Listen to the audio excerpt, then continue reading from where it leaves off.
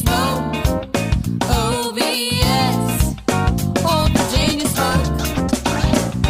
Old Virginia. This podcast is brought to you by the Kansas City Barbecue Store, the official provider of barbecue supplies to listeners of Pitmaster. And you don't want to miss out on this discount from the Kansas City Barbecue Store.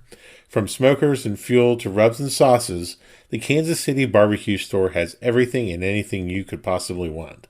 Make the Kansas City Barbecue Store your one-stop shop for all your outdoor cooking needs.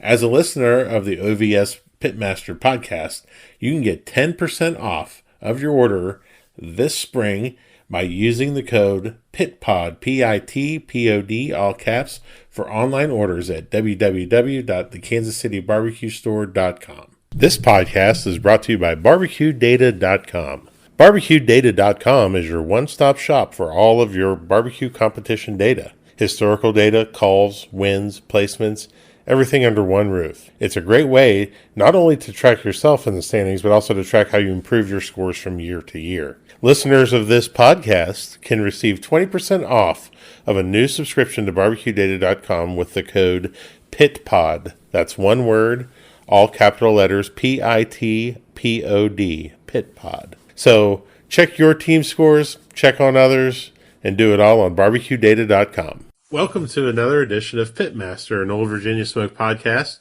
My name is Luke Darnell, the host of said podcast, and we are here today with a longtime friend of mine who's cooked all over the country as his work has taken him all over the place.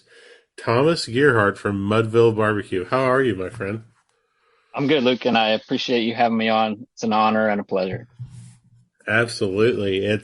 And you were on recently during the two-part Wise debacle, as I call it. Yeah. That was a fun time.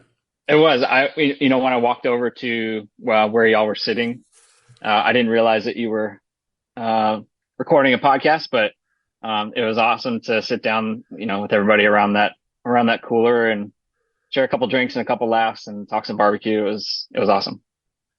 It was awesome until I listened to it, and I rarely listen to them because, that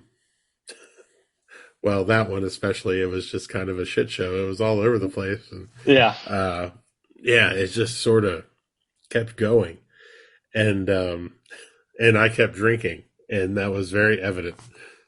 Yeah, I did notice that Kim cut you off around 10 o'clock. Yeah, she still has those rules, man. I'm supposed to be in bed by 9 o'clock. I don't have to go to bed, but I have to go to sleep, but I have to be in bed. So yeah. So I want to rewind a little bit. You used to cook out here on the East Coast with us. I did. Back in the Mid-Atlantic Barbecue Association land. That was always a lot of fun. And then you upped and moved to California. Back where you were originally from, correct? Yep, that's right. So I grew up in Northern California, in a town called Stockton, which is where the Mudville name comes from. Stockton was called Mudville when it was first founded. And I started cooking in 2015, and 3 years later, it was time to move back home closer to where my family is from and where my wife's family is from. And so I cooked out there for about 5 years, and then just last summer moved from Northern California out to Mount Juliet, Tennessee, near Nashville. That's incredible. And I know that you have some pretty awesome stuff that you're working on down in that region too, and we'll definitely get to that.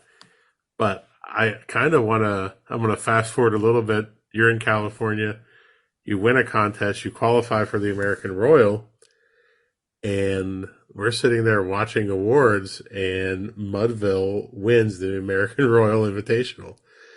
That was such a cool experience. I just got goosebumps just even. I remember that day. I remember that day as much as I remember any contest I've won. I do remember it specifically. Yeah, I appreciate that. It was surreal, obviously. I think in a lot of ways, like, I wasn't ready to win that contest. And what I mean by that is, like, not so much that I didn't have the skill or the ability. I mean, if you look at my food that I turned in that day, and you look at the food that I turned in my last contest, like, there's There's very little difference. Like, I'm still cooking the same rib recipe that I cooked when I won the Royal. So there's very little difference. And what I mean by I wasn't ready is like take any of the big contests, the Royal, the Jack, anything like that. And if you look at the history of people who have won those contests, if you look at their barbecue career, there's like a pretty good arc, right? They've established themselves for a very long period of time. They've probably cooked 100 contests or more. They have maybe 10, 12, 20 grand championships. And so they've really, like I said, established themselves. And I hadn't done that. If you look at my barbecue career from 2015 to 2018, I cooked 10 total contests. And then in 2019, the year that we won, I cooked 16 contests that year. We won our first grand championship and then to qualify to get to the Royal.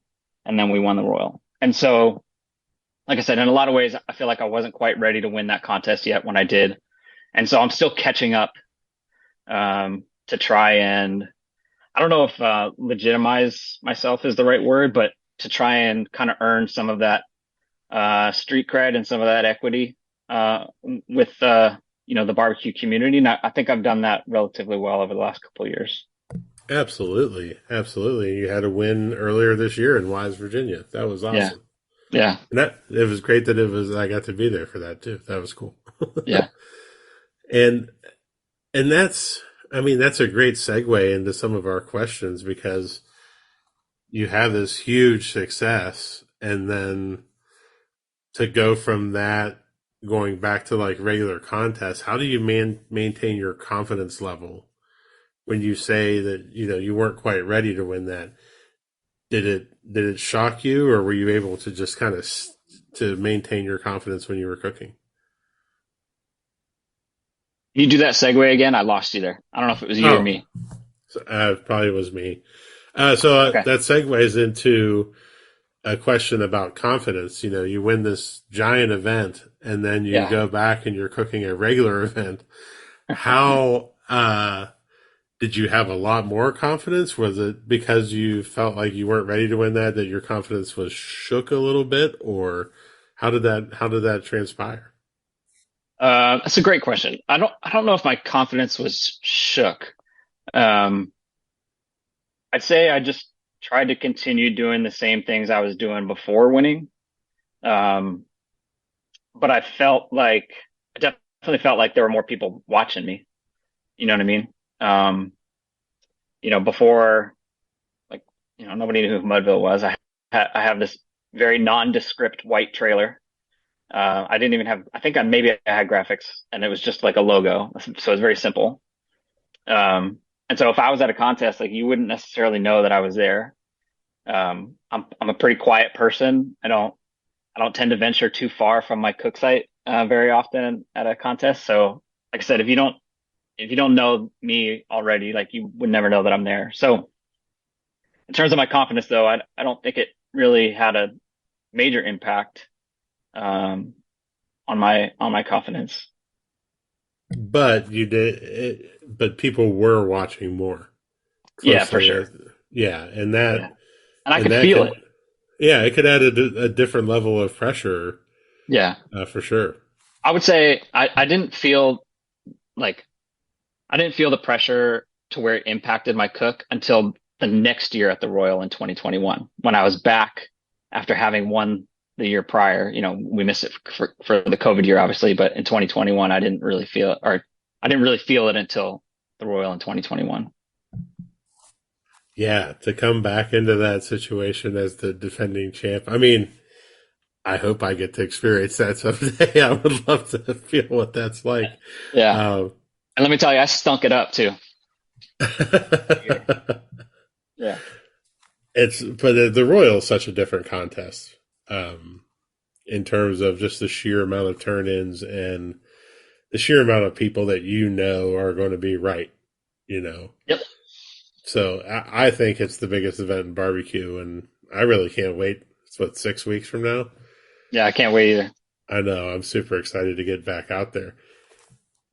So how has your career and life experiences outside of barbecue prepared you to be a pitmaster? Great question. I think I've used this analogy before, but I'm a veteran. I served almost 7 years in the U.S. Army. I was an infantry officer. I spent 3.5 years in the Old Guard in Arlington, Virginia, which is what brought me to the Mid-Atlantic originally. Um, and so that profession requires a very rigid attention to detail, a lot of discipline, a lot of mental toughness. And so I think having that as a basis for, um, the discipline that it takes in barbecue kind of set me up, maybe early for success because I was able to apply some of those same, um, kind of foundations to barbecue. And that's a great point. Thank you for your service as well. And it's just having that discipline and having the ability to trust in your processes, I think probably, you know, is one of your strongest suits in terms of cooking. I Yeah. also imagine just having spent some time with you that extremely organized, trailer's extremely clean, everything has its place. Um, I'm known to mop the floor in the middle of a contest. wow, like that's Yeah. impressive. Yeah. People that have cooked with me have kept track of the number of times that I've vacuumed in the trailer during a contest and all kinds of things. They like to jab me a little bit about my cleanliness, but it's an important part of what I do. So Absolutely, and should be a more important part of of what we all do. Um, I went through a huge cleaning on Monday morning. I stayed at the cook site an extra night this past weekend, and I Mhm. woke up early and I said, I've got nothing but time. I'm just gonna take advantage of the trailer being here with a hose and cleaned everything, and it Yeah. really just made me feel better about myself. And it like not only does it help, well, for me, it helps during the contest, helps to keep me focused because I don't have to worry about stuff all over the place. But you mentioned like your trailer, your equipment, your pit, whatever, maintaining that and maintaining like the longevity of these investments that we all make is super important. And so the more you clean and maintain that equipment, as time progresses, the longer it's going to last, the more use you're going to get out of it. That's funny. I had a conversation with Darren Worth last night about this. She spent 2 days fixing stuff both for his restaurant, but also for his competition trailer. And that is a huge, huge thing. I think that not a lot of people thinking about is taking care of your stuff Yep. and making sure it's clean and making sure everything's operable. You don't want to get to, I had it happen this weekend. Uh, we were in New Freedom, Pennsylvania, and I burnt up my piece of expanded metal in my Jambo, threw it out, said I'd get another one. Totally forgot, even put it on a list, forgot. Cooked the first day, kept losing my coal bed, and I'm like, I don't understand. Like this is this hasn't happened in years. And then I realized what had happened, and I was able to borrow another piece, and I won the next day. And Yeah. I'm like, oh wow, really something that small, but it did make a huge difference in my fire. So that's a great learning point for anybody listening. From Thomas, make sure you clean, make sure you Yeah. maintain. Pit maintenance and trailer maintenance is often overlooked, but it's so important. It's a huge thing, and people rarely put time for that. Yeah. And I think, this past weekend made me realize that I need to make more time for that because it is important. And I think just having a clean cooker is super important. Yep. Um, which, like, let's get off these heavy subjects a little bit. Let's get into some more fun subjects like gear and stuff that we get. Yeah. This is one of my favorite parts of barbecue is buying more barbecue stuff because I just think I think it's funny and it's fun, and I have 85 cookers, and that's okay. Yeah. That's okay. What's one of the best or most worthwhile investments that you've ever made in competition barbecue? Oh, that's a long list. I'd say, a lot of people say trailer, a lot of people say, RV or something like that. I think, I think maybe one of the best was my first pit, which was just a char griller offset pit that I bought maybe in 2012 or something.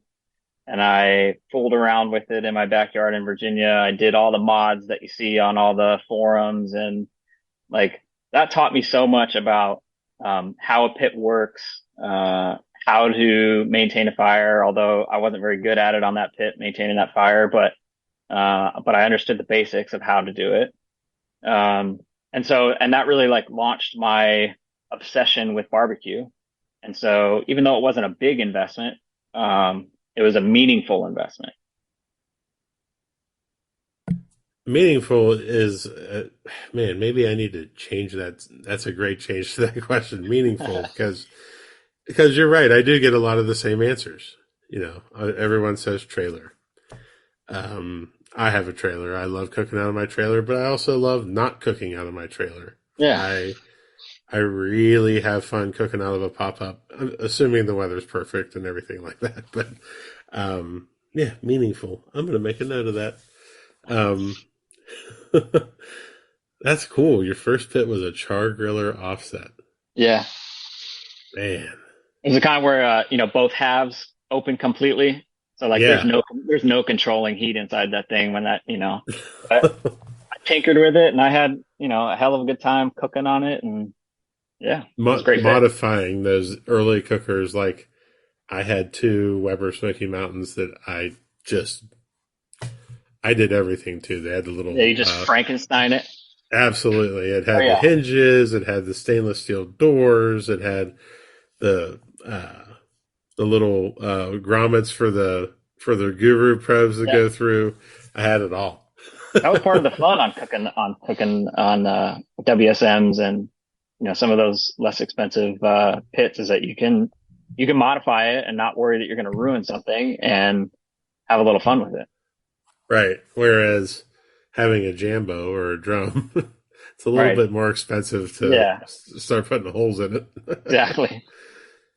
Those are all kind of expensive things. Do you have a purchase of $100 or less that has most positively impacted your barbecue life? I've got a couple. The first is I have these. They're like I don't know, 8 or 9 inch Q-tips on a wooden stick. Yeah. But the cotton at the end is pointed, and it's for like cleaning rifles or cleaning models or something like that. But it's perfect for getting down in like the crevices of your kale bed or, in between your pieces of meat for whatever you need to clean up on your box. So I really like those. I hate you for bringing that up because Kim's going to listen to this and be like, we need these. I'll send you the link. Awesome. They're really great. And then I have a baby bottle warmer that is the exact right size to fit the Blues Hog squeeze bottles. And I mean, Luke, there must be 1/8 of an inch between the lid on the Blues Hog bottle and the cap of the baby bottle warmer. It's like they were made for each other. And so when I need to warm sauce up, and I only warm chicken sauce, but when I need to warm it up, I drop the bottle in there with a little bit of water, turn it on, and let it sit for about 10 minutes, and it gets just hot enough to kind of change the viscosity of the sauce, so it's where I need it. But I don't have to deal with oil pans or hot pots or any of that stuff. I just drop it in there, push the button, and off it goes. And I think I paid like $40 for that. That's amazing. And the Blues Hog sauce bottle fits perfectly in. It's perfectly in there. That's great. Hey, you're a drum cooker, right?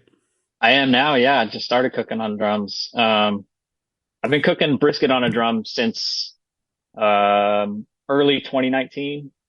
And then this year, at the beginning of the season, started cooking chicken on the drum. And then the last 3 contests, I've done all drums. I was cooking on Humphreys before. That's right. They also make amazing cookers. Incredible. Yeah, Incredible. I need to get down and see Leanne so I can cook on Old Blue. She still has it down there. So that's awesome. Yeah, it stayed in the family, and now there's always something down there at her house if I want to cook on something, and whenever I go down there and cook on it, it just brings back really great memories. And Yeah. I love running that style of cabinet water smoker. I still hate cleaning that style of cooker. Yeah, I still got my two pits down in the garage. I'll probably cook on them eventually here at the house. But um, for me, I just they're amazing products, and Chad and Nicole are amazing people. But I just felt like I was using the gurus on them, and Yeah. it was set and forget, and I just wasn't feeling connected to my cooks anymore. And I couldn't tell whether or not I was going to have a good or a bad product at the end to turn in because I just, like I said, I wasn't connected to it. I had no, it was just put it in and let it go and follow my timeline.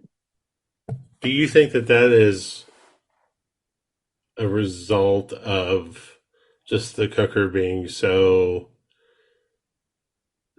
predictable that it just became kind of rote for you to, because that's how I felt cooking on the backwoods. It was like, okay, Yeah. I'm going to start it at this time, and I know I have to get up at this time, and it just became this thing that I did, and it wasn't really active. Yeah. They're too good. Right. Like they're too efficient and they maintain temperature too well, to where you don't even have to worry about it. And like I said, you lose that connection with your food and that's an important part of what we do. Absolutely, and I think when I switched over to the offset, that it had the same effect on me. It was like, okay, this isn't going to be the same every time, and that's a good thing, I Yeah. think, and just it allows you to cook more rather than just follow a timeline. Yeah.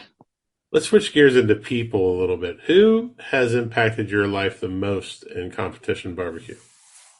Ooh, the most. I probably got a few answers for this. I'll start with the genie, Stephen Franklin. Yeah. So I met him when I moved to California and started cooking out there, and I had an opportunity to serve on the board of directors of the California Barbecue Association with him. He was the president for a couple of years while I was on there. And just in terms of um, having learning how to be a leader of an organization, how to put the organization ahead of your own needs and lead with integrity. Like watching him for those 2 years was an incredible opportunity, and very thankful for that opportunity to learn from him. Um, it was amazing. All the people that I've served with on that board were great, but Steph in particular. Um, and then I feel like I'm name dropping. I talked about. I think I've told you this before, but being able to navigate, after, kind of what my life was going to be like after winning the Royal. Sterling Ball really helped me in that whole process. He didn't have to reach out to me like he did, and he's really become a friend and mentor over the last several years. He'd been there and done that, and so he knew exactly what I was going through, and I wouldn't have been able to, kind of successfully navigate that without his tutelage. He helped keep me grounded. He helped keep me focused. Um, he let me know that, there are more important things than barbecue, which after winning a contest like that, it's really easy to become enamored with barbecue and that's all you want to do. But he helped remind me that there are many more important things. And then last but not least, you have had a huge impact on my barbecue life. I've told you this story many times before. My first contest was DC 2015. I think you RGC'd it. And I'm sitting there with my friends at awards, and I felt like they called your name 100 times. And I turned to them and I was like, I want to cook like that, dude. You were the reason that I went and bought a Humphreys because you were cooking on Humphreys at the time. Oh man. Um, and when I was living out there, I wanted to cook at contests where Luke was cooking, because I wanted to cook against the best. And everyone's got their barbecue heroes, and you were mine and still are. And you're one of mine. I mean, Appreciate it's that. Dude, that's awesome, man. Very humbling. You made me tear up on my own podcast. That's bad. Oh man, wow. That's a list that I don't think that I should be on. But thank you very much. Yeah. That is very that's very cool. When you hear the word successful in terms of barbecue, a little bit of a different twist on that question. Who's the first person that comes to mind?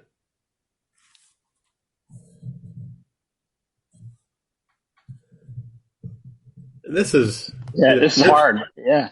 it's a hard one because, and I think I need to change this one too. Like, in you and I always have very smart conversations, so I don't mind doing it on the podcast.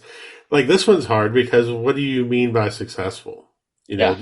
Are we talking about business wise? Are we talking about just competition wise? There's so many different avenues that you can answer on this one. Yeah. Let me try and answer this way.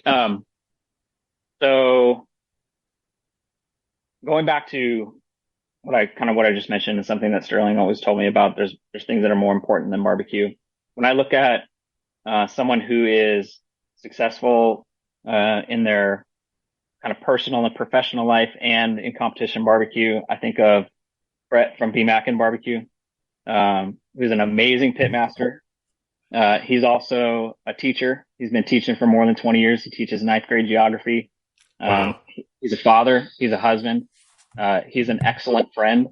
And so when I think of success and his ability to balance all of those things and do them all very well at a very high level, to me, that's a successful person in barbecue. That's an incredible answer, man. You're right. And I think about this all the time, especially what I call life barbecue balance. Yeah. Because it's a real thing. And you see guys go out there, especially the first time you see somebody go out there and try and cook 35 contests in a year because they're hot and they want to keep rolling. And I really try and give a lot of advice to those guys in terms of you got to build in weeks off. You Yeah. got to take time away from it. You're going to burn out. You're going to burn out more than just cooking barbecue. It's going to become so routine. You're going to start missing steps, but you're also going to burn out your brain. You're going to burn out your wallet, and you're just going to be tired. So You're going to burn out your relationships. Absolutely. Your relationships outside of barbecue. Yeah. Yeah. The one year we cooked 38 contests, I don't think I saw my friends that year. Mm-hmm. And they quit inviting me to things because I was driving to some contests out in the middle of nowhere. And after that year and having to take a step back and really look at it, I said, you know what, you need that side of your life to keep you balanced to be successful at this. And I think, especially from the rest side, and that's what I'm trying to teach some of these younger guys, like, you have to have time for your family, for yourself, and that'll make you better. Yep, absolutely. Yeah. Man, this is getting to be a great podcast already. Let's get into it. You already mentioned vacuuming and mopping. Yeah. What other habits or rituals or routines this has got to be a great answer. So yeah, it might surprise you. I'd say like in the last several years, I had a very strict routine in the week leading up to a contest, and what I did on Friday and what I did on Saturday and Saturday morning. I used to pick up my meats on a certain day. I used to trim my meats on a certain day. I was one of those weirdos that trimmed chicken at a contest. So I would trim chicken Friday night. Yeah. But it was part of the routine, right? And it was so I would trim chicken Friday night and we would watch, Wedding Crashers in the trailer, every contest. And if we were cooking a double, we watched it Friday night and Saturday night. Like that was part of what we did, and it had to be part of what we do.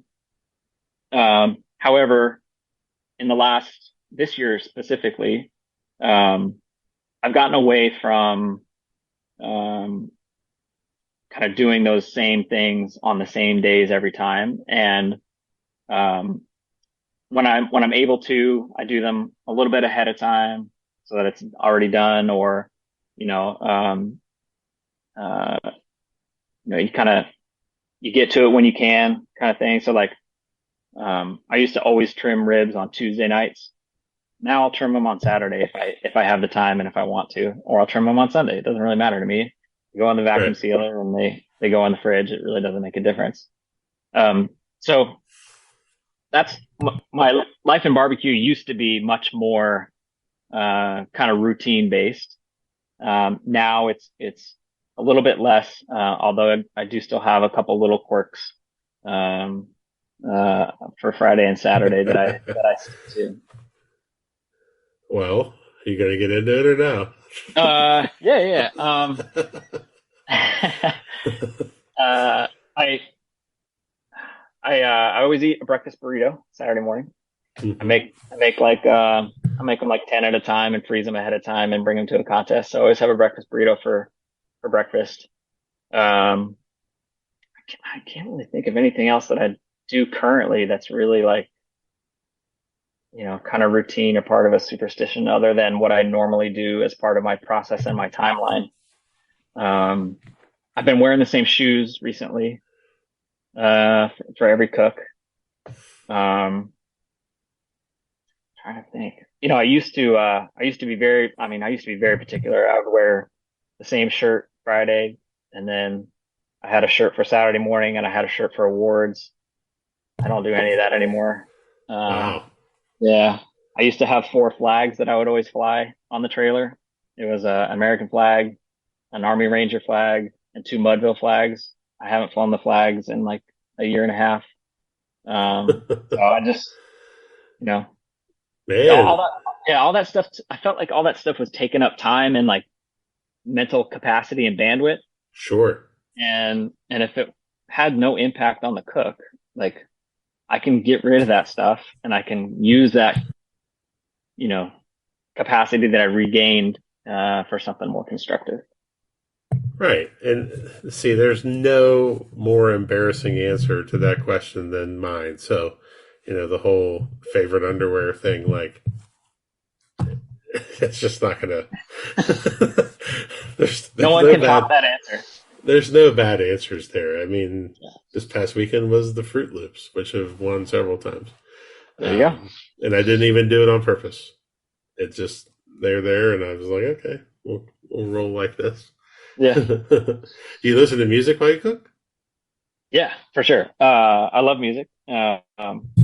And actually I listen to more than music when we cook. I'm a huge, Marty and McGee fan. I don't know if you know Marty and McGee. No. They have a show Saturday mornings on the SEC network. They're both writers for ESPN. They cover college football. They cover college basketball. So it's a sports oriented, talk show on Saturday mornings. Starts at 7 a.m. Eastern. So it's perfect timing. First thing in the morning. It's a 4 hour show. I have that on in the trailer. And then when that show's over, then I start to crank up the music and, um, you know, I listened to a lot of different stuff growing up in California. I had exposure to a lot of great music out there. I listened to, some punk, some old school hip hop, some classic rock. It's kind of all in there. Yep, sounds a lot like the old Virginia Smoke list. Yeah. I, and I've had a request to make a Spotify playlist, Oh, you uh, should. and I think I'm going to. I'll have to curate that a little bit Yeah. in terms of like there's certain songs on our playlist that are reserved strictly to chase people out of the trailer. Yeah. Just make them so uncomfortable that that they're like, wow. Like I just look at Kim and wink at her, and she'll put on that song, and people, okay, I gotta go. Yeah. I'm like, there we go. But like,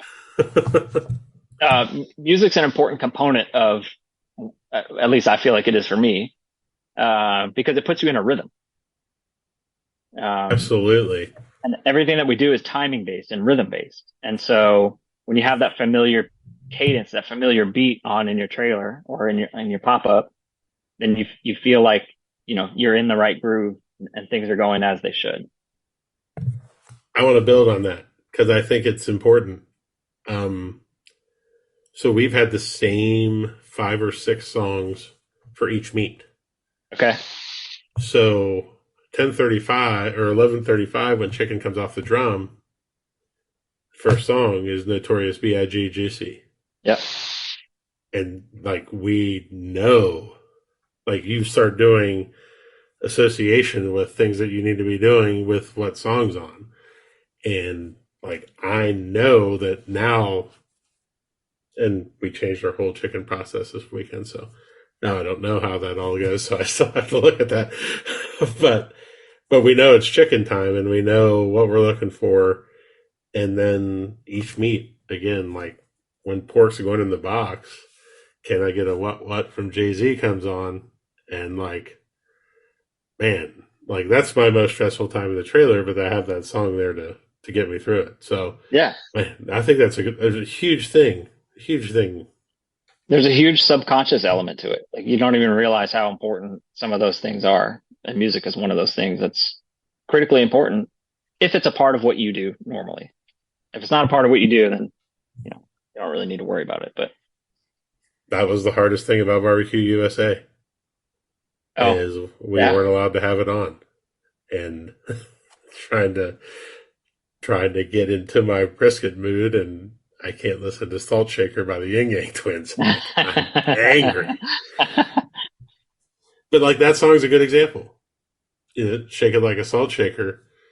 My nemesis in barbecue has always been too salty of a brisket. Yeah. That song is on there not only because it has a killer beat, but it also puts salt in my head, and to be, cognizant of that. Right. Man, I could do a whole podcast going through the meanings of every song for every meat. Maybe I'll do that Put that on sometime. the list. Yeah. Yeah. It might be fun. We love to talk. This is my favorite question, by the way. We love to talk about, what we all won and how great we are and everything, but I like to talk about failures. Do you have a favorite failure of yours during a contest that really set you up for success later? Um, well, first of all, I fail all the time when I cook. I fail more often than I don't. But Define that. oh man, I just feel it, whether it's whether it's putting together a complete cook, right? So more often than not, I can usually count on a great chicken box and a great rib box, and the pork and the brisket are sometimes a toss up. And so, I might have great success in the first two meats, but damn it, I fell on my face, in the last two meats. Um, uh, you know, um, Not having the result that I want overall, Sure. uh, and coming home and, you know, just feeling like, damn it, like, anyway, so I fail all the time, but I think there are two. The first one that comes to mind is it was either 2017 or 2018 at the barbecue jamboree. It was the first year they had the double. Yeah. 2018 maybe, whatever it was. Mm-hmm. Either Um, that or 17. I can't remember. yeah. So, Matt Kennard. You remember Matt Kennard? Absolutely. So he had come up to cook with me, and the night before we were loading the Humphreys, and it was either me or him that loaded the charcoal basket, slid it in, and then we were done our prep for the night. So following morning, um, like the pits, cook is going fine. It's time to put chicken in. Um, and at the time, my process was put chicken in, and then I'd throw a couple of chunks in the firebox. So I said, "Hey Matt, here, take a couple of wood chunks and throw them in the firebox." So he opens the firebox door and slides the firebox out. Well, I hadn't hooked it on the rails the night before, and Oh no. so the entire firebox dumped out of the pit, and all the coals and everything were on the ground. So I have no heat in the pit. My coals and my fire are all over the grass. Uh, I did the only thing I could think, which was we grabbed like a pair of tongs and a couple of foil pans, and we tried to scoop together whatever remaining coals we could get back into the firebox and slide it back into the cooker. So we did that. Wow. Finished the cook. I think we got third or fourth in chicken. So, so that failure kind of taught me, trust but verify and check and recheck. Like it's my responsibility as the cook to make sure everything is the way it should be. Right. And yeah, so that was a fun awards when we got that call. Matt and I just looked at each other and smiled and high-fived and got a little chicken trophy for it. A little tiny Fredericksburg yeah. trophy, yeah. Yeah. And then the other one is this one hurt.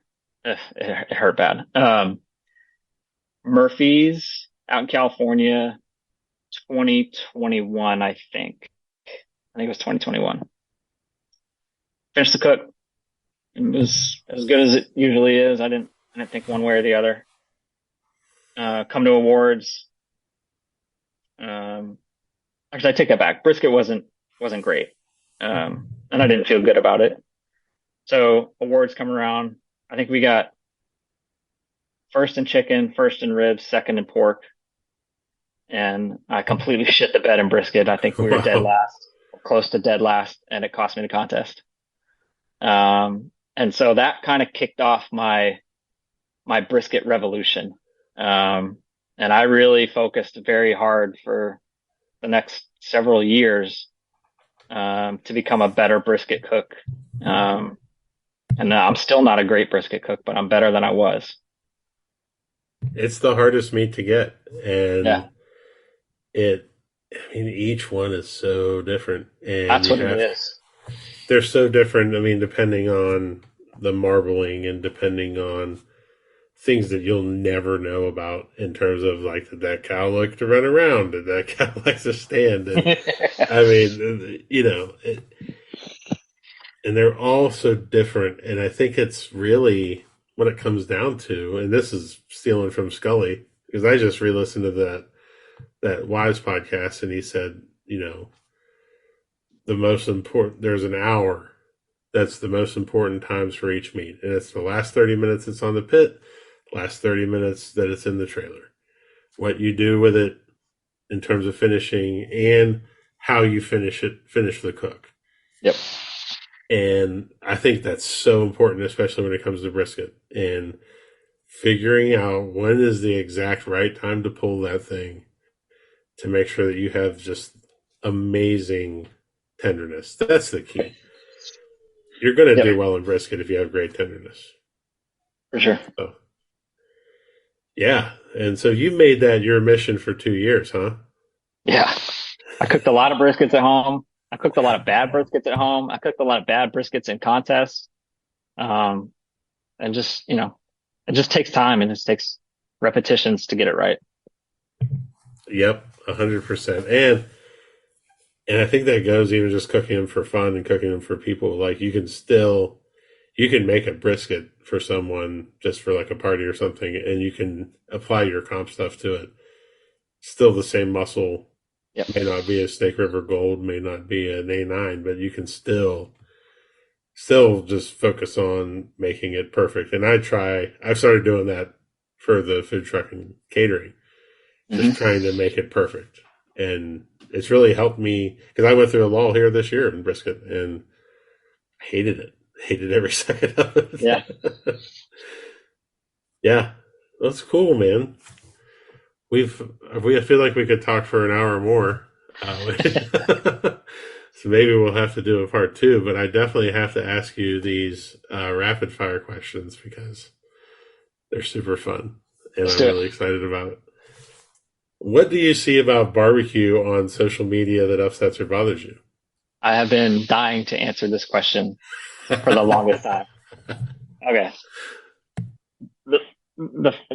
Okay, I got 2. The first one, and people send me these all the time because they know I hate it. It's when someone cuts into a brisket and squeezes it into the camera. It's the worst. It's the worst thing ever. And Brett, who I mentioned earlier, is the worst about it. He sends me those clips all the time. He's like, hey, check this out. And I click on it and damn it, it's somebody squeezing a brisket. So I hate when people do that. I think it's so, and and I know what they're trying to do. Like they're proud of what they accomplished and they want to share it and they want to spread it. But like, damn it, I don't want to watch that. Right. So that's one. That one's kind of It, lighthearted.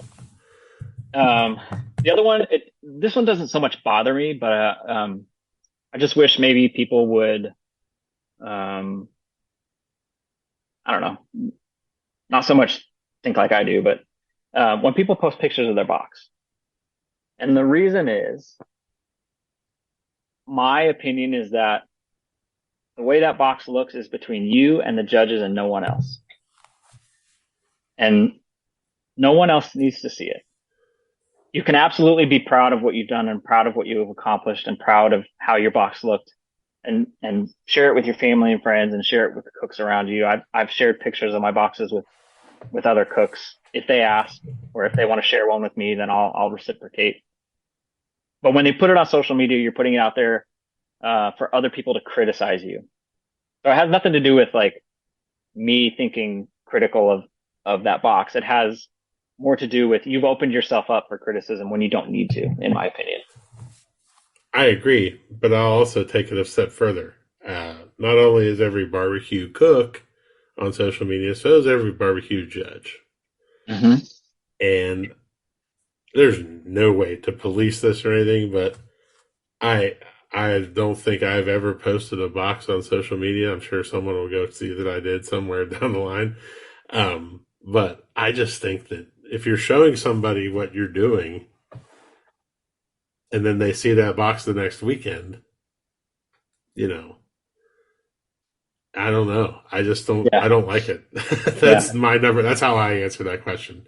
A couple of years Uh, ago, I got a bunch of cooks out in Cali to post all of our best worst boxes on social media. So we went back through our cook history and found the absolute worst box we had and posted that. I think I posted a pork box that looked like dog food on social media. So oh man, I will send you later our first KCBS red box. It's hilarious. yeah. It is, and it finished like 14th. And I still don't know like what judge looked at that box and went, this guy, I remember my first barbecue contest. Oh my Yeah. gosh, it's Yeah. hilarious what we used to do. That's a great idea. Do you have a favorite pre, during, or post competition meal? Well, I mentioned the breakfast burritos. Um, I don't have a favorite pre-contest meal. Friday night, I'll kind of do whatever based on where I'm at. If there's, something close by, I'll usually go out. If there's not, I'll bring something to make. Um, Post contest, um, usually like pizza or Chinese food is what I like after a contest. Yeah, Um, those are staples, after contests, but I also like, um, something that a lot of people don't know about contests is all the food that cooks cook during contests that is not what they turn in. So you've got Childs and his Scotch eggs. You've got Seven Sins out in California. He does pork steak bagels. oh Uh, wow. yeah. So like Sterling has his hot pepper jelly pigs in a blanket. So those are the things that I like about contests when it comes to food is the stuff that cooks make that's not what they're turning in that they share with people. It's usually the best food at the contest. Yeah. uh, every year at the Royal we get to go over to Sterling's and have tacos that James whipped up for that afternoon. It's such an amazing meal. Yep. The Texas guys throw together this feast, and oh my god, like I eat so much food at the Royal that I rarely bring anything anymore because some on Sunday morning sometimes I'll end up with like 5 breakfasts sitting there on the table, and I'm like, I don't even know how to Yeah. attack this. Yeah. But yeah, Uh, it's good seeing people's other talents outside of barbecue. for sure. Do you have a favorite present that you like to give to people? I like to give people a knife. Nice. And it doesn't have to be something expensive. There are a lot of great, reasonably priced knives out there. But I like to give a knife. I also like to give books.